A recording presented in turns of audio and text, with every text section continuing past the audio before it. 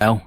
विवेक अपने चाचा के यहाँ से पेपर देकर चला गया, लेकिन चाची के गोरे हाथ और बाथरूम से निकलने के आगे घूम रहे थे। बाइक चलाते हुए वो कॉलेज तो जा रहा था, लेकिन उसका ध्यान अपनी चाची शांति पर था।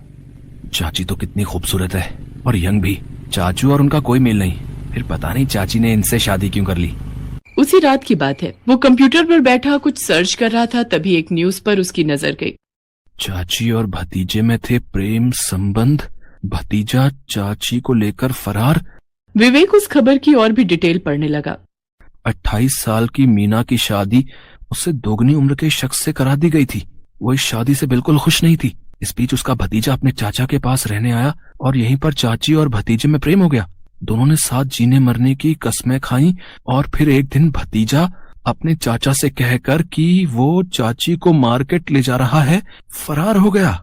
एक तो विवेक के दिमाग में शांति पहले से ही नाच रही थी, ऊपर से इस खबर ने तो उसकी आंखों में चमक ला दिया।